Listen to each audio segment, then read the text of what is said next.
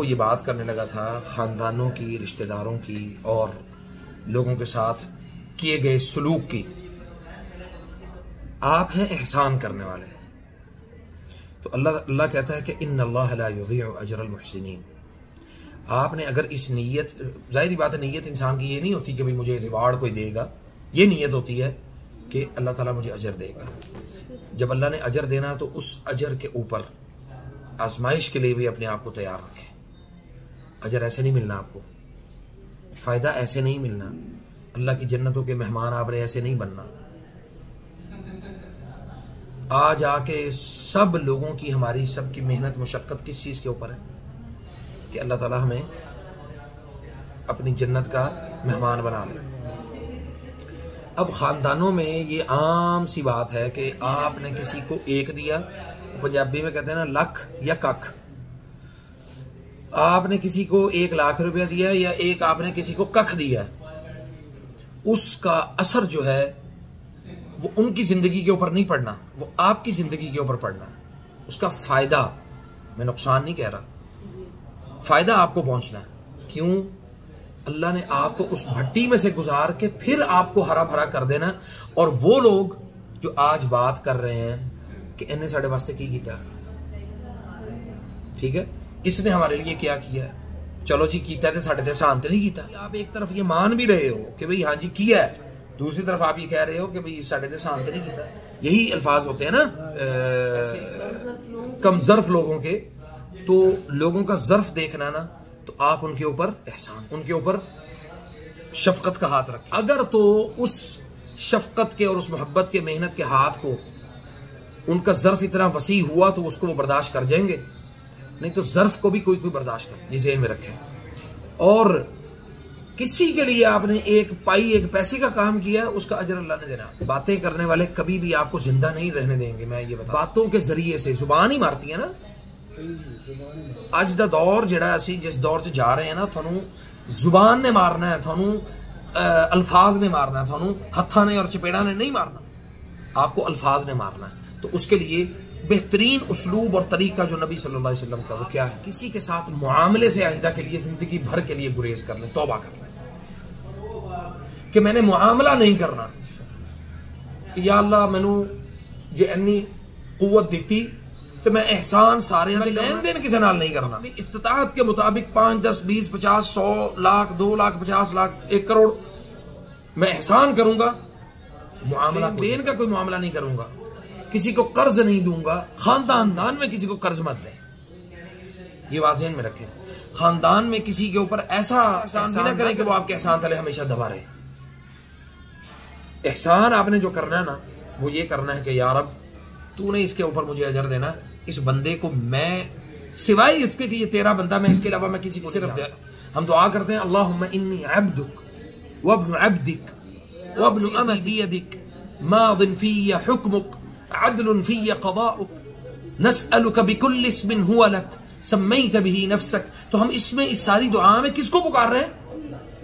اللہ تعالیٰ کو پکار رہے ہیں، ٹھیک ہے۔ سمیت به نفسک او انزلته فی کتابک او علمته احدا من خلقك فی علم الغیب عندک ان تجعل القرآن العظیم ربیع قلوبنا ونور صدورنا وجلاء احزاننا، ہمارے غموں کو اللہ لے ختم کر دیں، وذهاب همومنا، ہماری تکلیفوں کو، وقلوبنا، ہمارے دل کی تکلیف کو اللہ ختم کر دے۔ تو وہ کیسے ختم ہوگی؟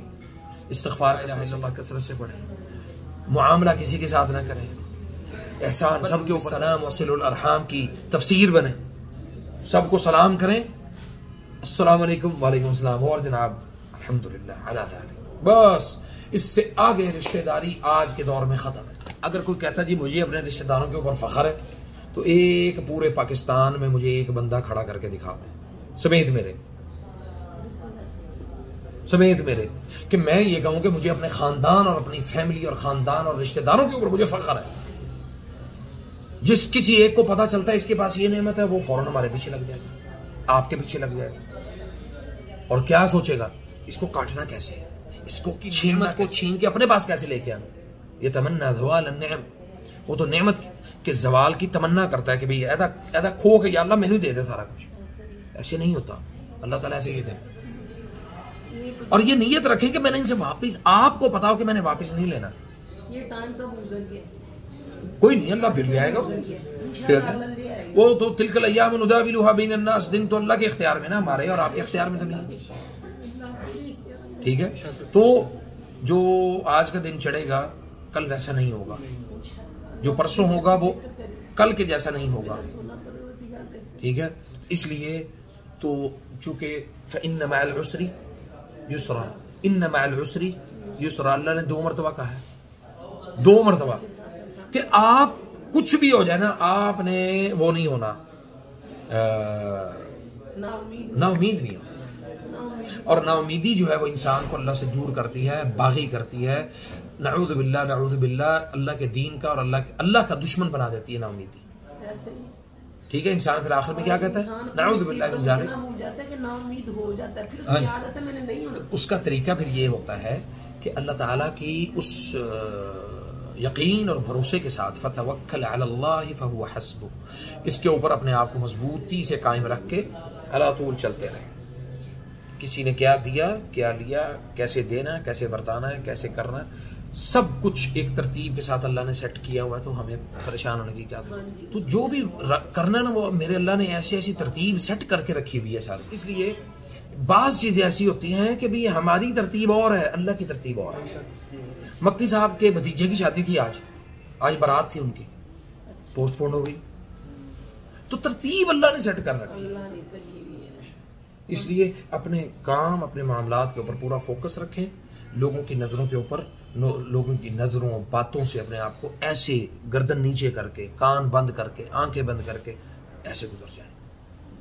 فکر نہ کریں کہ کون آپ کے متعلق کیا تبصرہ کر رہا ہے. اس کا تبصرہ کرنا ہی اس کے لیے تکلیف کا سب سے بڑا سبب ہے. وہ تکلیف اس کی ہے. حاسد 2 مصیبتوں میں یا 2 تکلیفوں میں رہتا ہے. ایک نعمت، زوال نعمت کی کہ اس کے پاس نعمت نہیں، اور دوسرا لوگوں کو دیکھ کے کڑنے کی. 2 تکلیفیں ہیں. اور جو منعم یعنی جس پر اللہ نے انعام کیا ہوا ہے، وہ 2 خیر سے ہمیشہ سرشار ہوتا ہے. 2 خیروں سے، ایک اس نعمت سے جو فائدہ اٹھا رہا ہے، اور دوسرا منعم انعام حاصل کر کے اللہ کا شکر ادا کرتا ہے. تو پھر مجھے یہ بتائیں، لئن شکرتم لازید، دونوں ایک دوسرے کی ضد ہیں. منعم اور حاسد دونوں ایک دوسرے کی ضد ہیں. حاسد مرتا رہے گا، منعم شکر کرتا رہے گا، وہ آگے بڑھتا رہے گا.